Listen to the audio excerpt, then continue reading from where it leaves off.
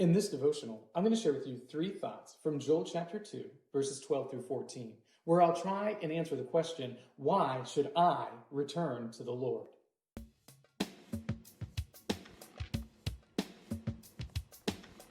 Joel chapter 2, verses 12 through 14 says, "Yet even now, declares the Lord, return to me with all your heart, with fasting, with weeping, and with mourning, and rend your hearts and not your garments. Return to the Lord your God, for he is gracious and merciful, slow to anger and abounding in steadfast love. And he relents over disaster.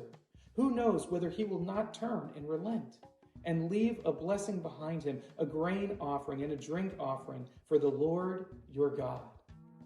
The book of Joel is a little different from most of the prophetic books because we're not necessarily facing a great enemy, but instead a plague of locusts put upon Israel by the Lord for their unfaithfulness.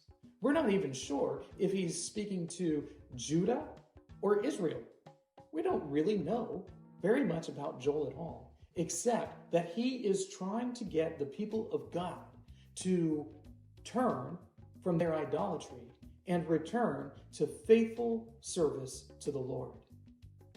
So here are 3 thoughts from Joel chapter 2, verses 12 through 14 on why I should return to the Lord. Thought number 1, the Lord commands it. And I think that's a pretty good reason on why you should return to the Lord. You should return to the Lord because he commands you to return. Oh, and by the way, he's demonstrating his power by this plague of locusts that probably hasn't been seen or imagined since Egypt was covered with them.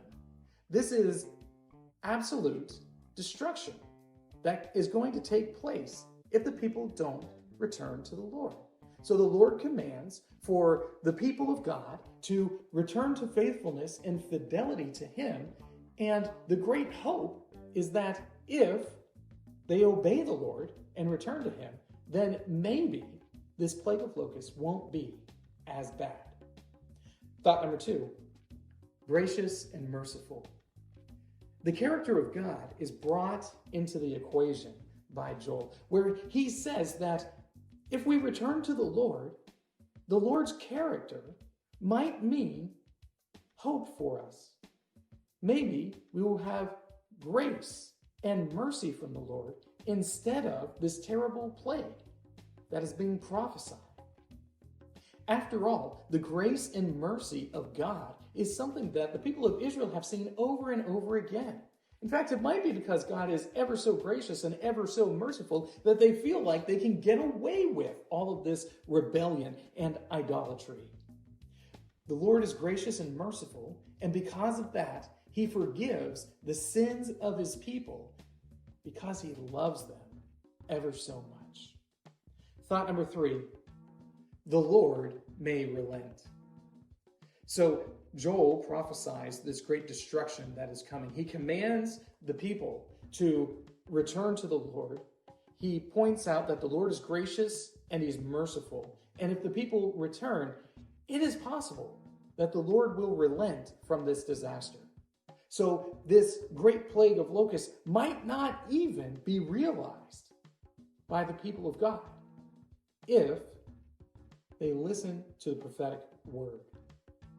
The Lord may relent from the destruction that he has promised because he is so gracious and so merciful. The Lord is gracious and merciful, and he may relent, but he would not be unjust if he still crushed the people with this plague. We might not like that, but that is what our sin deserves. Still, though, the Lord may relent from sending disaster among his people because he is so gracious and merciful.